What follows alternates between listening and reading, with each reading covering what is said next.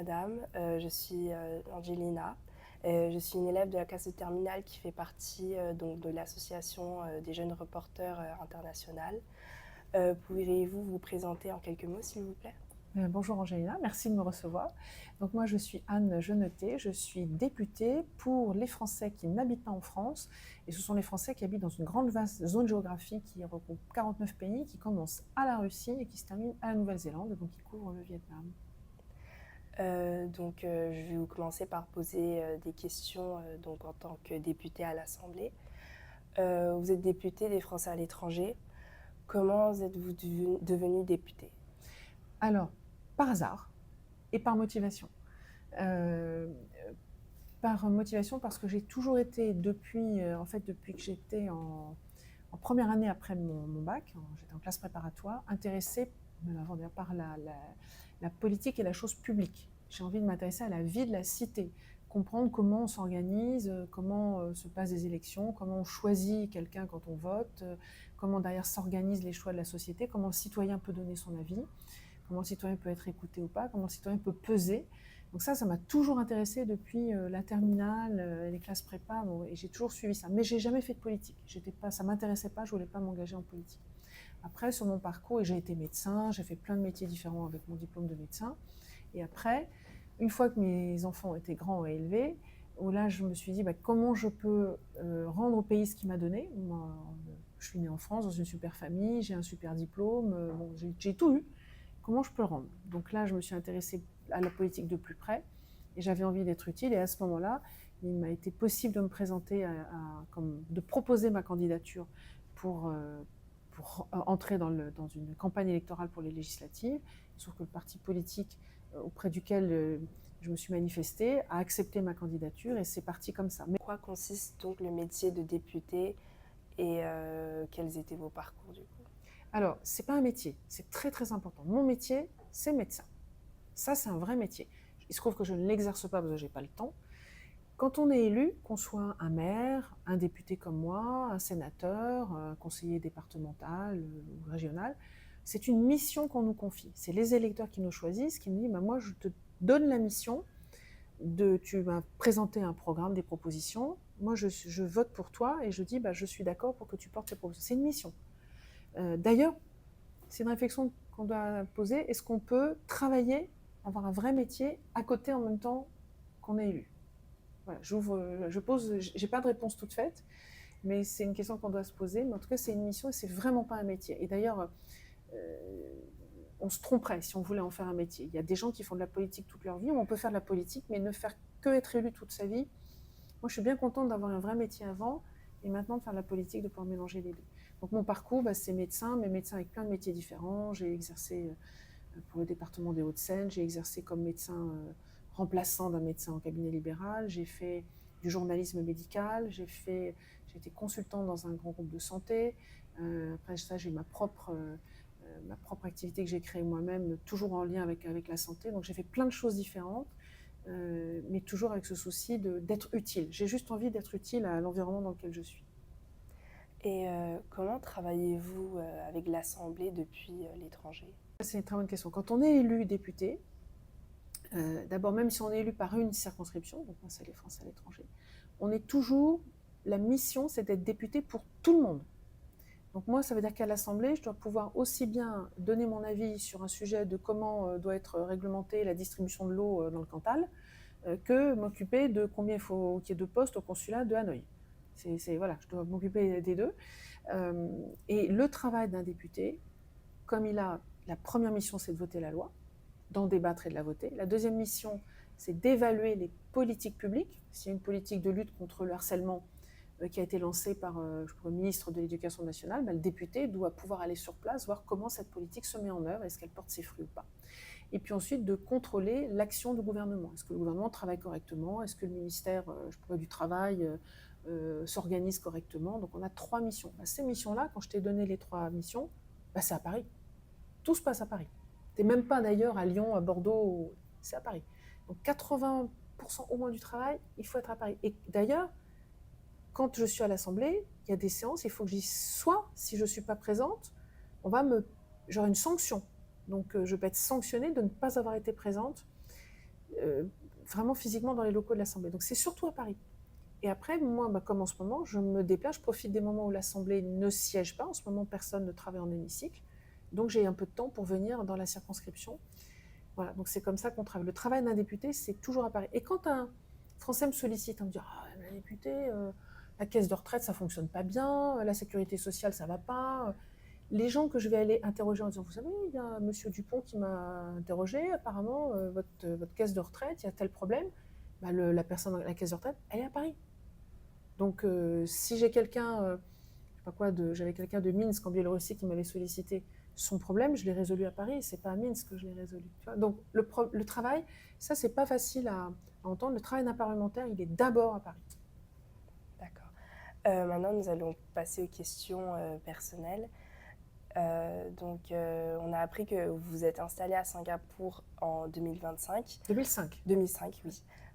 Comment avez-vous vécu la transition entre vivre en Europe puis en Asie et quelles sont les différences dans les éléments culturels? Oula. Alors là, beaucoup, tu me donnes combien de temps? Peut-être en nommer quelques-uns. Voilà. Alors d'abord, quand on quitte Donc moi, j'ai été élevée sur le territoire national complètement. J'ai toute mon enfance en région parisienne. En plus, je suis parisienne, ma famille est arrivée à Paris en 1870 parce qu'elle était lorraine, qu'elle ne voulait pas devenir allemande. Donc on est arrivé à Paris comme ça. Donc vraiment sur un parcours complètement français, mes études supérieures en français, toutes mes études de médecine en France. Et donc je suis partie en plus très tard. Mes aînés étaient déjà, justement, mon aîné était en classe de première. Mon deuxième était en classe de seconde. Donc ils étaient déjà très grands. Mais quand on quitte comme ça le territoire national, on a une forme d'organisation de la vie et de confort de vie, je veux dire, pour ce qui nous concerne. C'est pas forcément le cas de tout le monde, mais c'était notre cas. Donc on sort de notre zone de confort quand tu pars à l'étranger, quel que soit le pays dans lequel tu vas. Singapour ou Vietnam ou ailleurs, tu sors de ta zone de confort. Tu es dans un autre pays, d'autres réflexes, d'autres langues, etc. Tout est différent. Donc c'est quelque part une prise de risque qui du coup est très enrichissante. Il faut savoir s'adapter, il faut savoir retomber sur ses pattes, il faut savoir accepter que tout ne marche pas comme on en avait l'habitude. Et ça, c'est une chance extraordinaire. Donc le fait de changer, donc si tu pars au Canada, tu auras l'expérience dans l'autre sens. C'est pareil, tu as des habitudes ici et tu vas sortir de ta zone de confort et c'est extrêmement enrichissant. Donc ça, le départ est formidable. Après, c'est vraiment ça, c'est au-delà de la langue, on ne raisonne pas de la même manière, on ne salue pas les gens de la même manière, quand on cherche du travail, on ne rédige pas un CV de la même manière, tout est différent, mais ça nous apprend à sortir de notre zone de confort et à être capable de nous adapter. Moi, je trouve que dès qu'on a une expérience à l'étranger, alors toi, dans ton cas, c'est que tu as l'expérience ici et tu vas la vivre en partant au Canada, on ajoute des cordes à notre arc parce qu'on a une capacité, me semble-t-il, d'agilité, d'adaptation qu'on a moins quand on est élevé toujours dans le même schéma. Et donc, comment voyez-vous les enfants ou l'avenir des lycées français à l'étranger? Alors, on a de la chance de les avoir, ces lycées. Non, je sais pas, ici, enfin, là, je regardais encore en me promenant dans les couloirs. Là, enfin, vous avez un environnement absolument incroyable, des conditions d'apprentissage qui sont vraiment remarquables. Alors, on a des très beaux établissements sur le territoire national. Mais là, vous concentrez quand même un ensemble de moyens qui sont rarement tous trouvés dans un seul établissement en France. Certains auront beaucoup d'espace, mais moins de matériel. Enfin bon, voilà, donc c'est un peu différent. Donc c'est un très beau réseau qu'il faut poursuivre. Après, j'ai une petite mise en garde. Qu'on poursuive ses études ou dans le système anglo-saxon ou dans le système français, la rupture dans nos lycées français à l'étranger, ils vous accompagnent énormément, ils vous bichonnent énormément, ils vous cocoonent énormément. Et quand vous basculez, beaucoup plus que sur le territoire national, pourquoi? Parce que souvent, nos établissements sur le territoire national, au niveau du lycée, ont des effectifs beaucoup plus chargés. On va trouver des lycées dans lesquels, en terminale, vous pouvez être 35, 38, 40 par classe. Ça peut arriver, c'est vraiment des effectifs très chargés, dans des locaux qui sont parfois pas aussi spacieux que ce que vous avez ici. Le sport, parfois, c'est pas dans l'établissement. Il peut y avoir un gymnase, mais il faut sortir. Il faut faire parfois un quart d'heure à pied ou prendre un bus. Il n'y a pas la piscine. Voilà, les conditions sont différentes. Le temps de trajet va être le même. Ça peut être très long. Dans certaines zones en France, ça c'est la même chose. Mais, et du coup, quand vous basculez dans l'enseignement supérieur, vous êtes beaucoup plus livré à vous-même et le choc peut être un peu surprenant. Donc vous passez d'un environnement où vous êtes très protégé à un environnement où vous êtes tout à fait livré à vous-même. Donc voilà, il peut y avoir un petit temps d'adaptation. Moi, je trouve, monsieur le proviseur, pardonnez-moi de dire ça, mais que voilà, les petits effectifs que nous avons dans nos classes de lycée, dans nos lycées français à l'étranger, ne sont pas forcément un avantage pour la suite du projet. Voilà. Mais voilà, en même temps, nos élèves réussissent aussi. Voilà. Après, donc, les lycées doivent se poursuivre. Après, il y a un élément qui est important, et pourquoi je trouve que nos lycées doivent rester. Parce que vous êtes français. Vous êtes dans un pays étranger. Et à un moment, il faut savoir à quoi on appartient, à quelle culture on appartient. Et je prends toujours l'image d'un arbre. Les lycées français à l'étranger vous permettent d'avoir un accès à la culture française et donc de travailler vos racines. Et donc vous êtes en train de vous enraciner ici grâce à nos établissements, peut-être à vos familles aussi, dans la culture française. Et un arbre, une fois qu'il a ses racines, il peut s'épanouir, il n'y a aucune tempête qui le fera tomber. Après, vous pourrez partir vivre dans n'importe où dans le monde, ça rejoint aussi l'agilité. Vous saurez d'où vous venez et à quoi vous appartenez. Et ça, nos lycées vous permettent de l'acquérir. Et ça, c'est très important parce que j'ai vu des jeunes dont les parents disaient « Non, non, je ne veux pas le lycée français, je vais dans le lycée local parce que je veux qu'ils apprennent la langue, etc. » Et au bout du compte, c'est des enfants qui ne savent plus quelles sont leurs origines, qui ne savent plus à quoi ils appartiennent. Et quand on ne sait plus à quoi on appartient, je trouve que c'est plus difficile de faire des choix et d'évoluer dans la vie. Donc nos lycées vous donnent cette chance de savoir d'où vous venez, ce qui vous empêchera après de vous épanouir partout dans le monde, puis de rester profondément français, quelque part, d'être des ambassadeurs de ce que notre pays porte, ses valeurs, sa belle devise. On a une belle devise. Voilà. C'est encore une longue question, mais c'est quand même un thème important parce que c'est le thème de cette année à l'Éducation nationale. Et nous avons aussi appris que vous étiez ministre de l'Éducation vers 2024. Alors, l'IA joue un rôle ambigu. En tant qu'ancienne ministre de l'Éducation, comment traitez-vous sur le sujet de l'IA qui est excessivement utilisée par les élèves et en quoi cette utilisation peut affecter l'avenir de la France? Voilà. Et pas que de la France. Et du monde entier. Alors, l'IA, pour moi, c'est un outil comme un marteau. Avec un marteau, tu peux tout aussi bien construire une maison comme tu peux la détruire.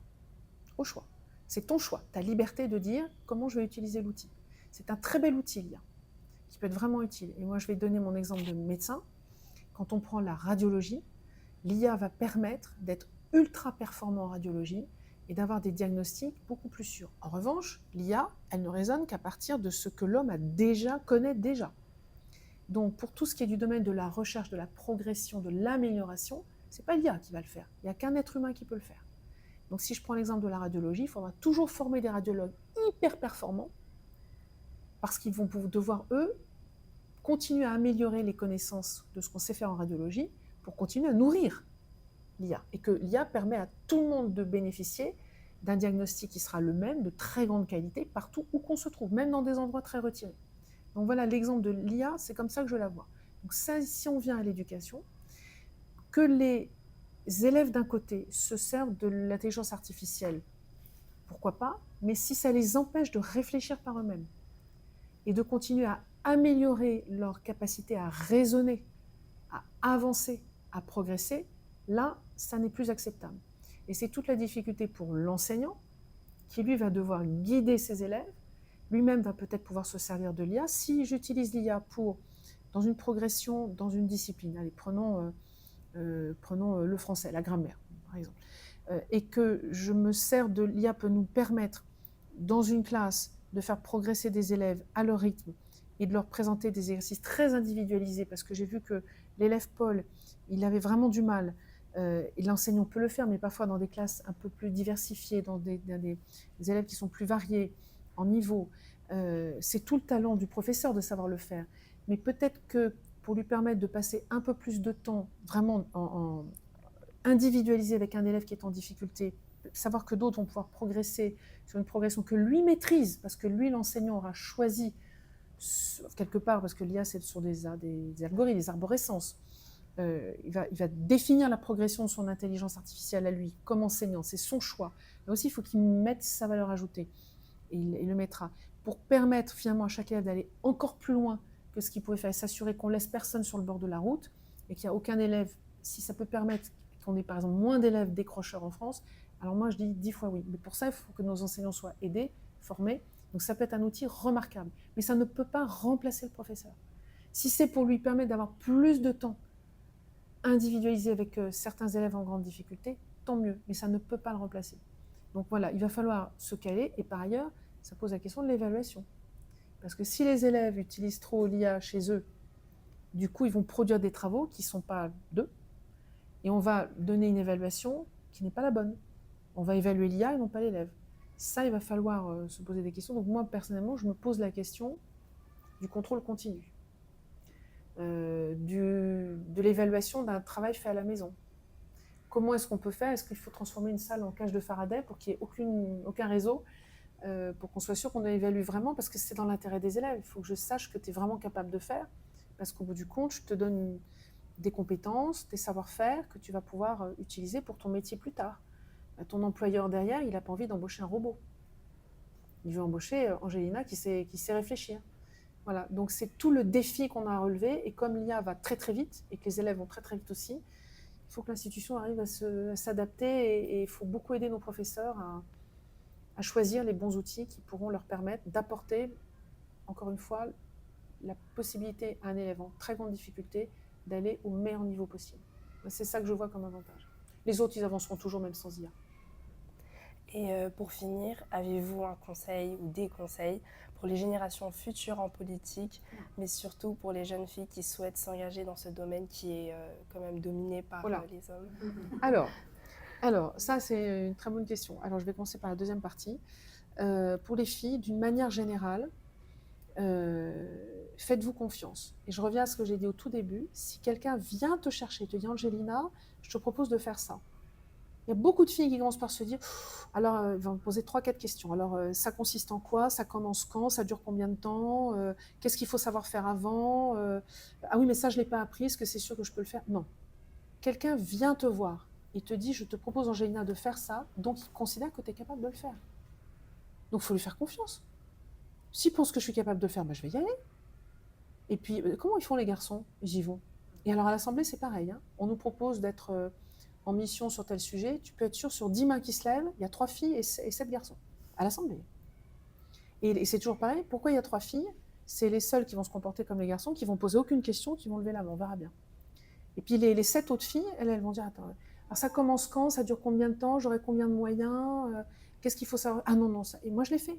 Quand je suis arrivée en 2017, on m'a demandé de m'occuper du budget des Français à l'étranger. Je devais analyser ce budget qui était proposé par le gouvernement et dire ce que j'en pensais. La première chose que j'ai dit, ah non, c'est pas pour moi. On dit, mais si, t'es député des Français à l'étranger. Ah non, j'ai horreur des chiffres. Et c'est vrai que j'aime pas les chiffres. Donc moi, je sais pas lire un budget, je sais pas faire. Et donc, on m'a forcé, et finalement, ils avaient raison. Mais moi, j'avais pas confiance en moi, en me disant, je suis pas compétente. Donc, le premier conseil, c'est faites confiance à celui qui vous fait confiance. Ça, c'est très important. Ensuite, il faut lever la main. Il faut dire aux autres, tu te tais, moi, j'ai quelque chose à dire. Et il n'y a aucune honte à ça, il ne faut pas hésiter. Après, pour rentrer en politique, c'est la curiosité. Si tu es curieuse, et être curieux et avoir envie de servir. Parce qu'on est dans une fonction de service. On est là pas... Alors, moi, je le dis comme je le pense. Hélas, ce n'est pas toujours ce qu'on observe. Moi, je me suis engagée parce que j'ai envie de servir. D'ailleurs, quand j'étais en terminale, je voulais ou prof ou médecin. C'est 2 métiers où on est au service de l'autre, pas de soi-même. Voilà, donc moi je pense qu'en politique, et je continuerai à le dire même si certains me contredisent, on n'y va pas pour soi. On y va pour les autres. Si on n'aime pas les autres, si on ne s'intéresse pas aux autres, c'est pas la peine de faire de la politique. Ça ne marchera pas. Donc moi c'est mon avis. Il n'est pas toujours partagé, mais ça fait rien. Voilà. Là aussi j'ai pas peur. Même je dis ce que je pense, et si ça ne plaît pas, tant pis. Voilà. Merci beaucoup madame. Merci à toi. Merci. Et je te souhaite plein de réussite. Et je suis à la disposition de toi ou de tous. Si vous avez envie de venir visiter l'Assemblée nationale un jour, il ne faut pas hésiter à me contacter, je serai ravie de vous la montrer. Et si vous avez besoin de faire un stage, je prends des stagiaires, je prends même des stagiaires de 3e et seconde en stage d'observation. Donc voilà, moi là aussi en tant qu'adulte et bien avancée maintenant dans ma vie, moi ma mission c'est de vous passer les clés. Donc j'ai besoin d'avoir des jeunes, d'abord parce que vous me nourrissez, vous me poussez un peu. C'est mon antidote contre le vieillissement. Pour vous. Merci beaucoup, madame. Merci à vous.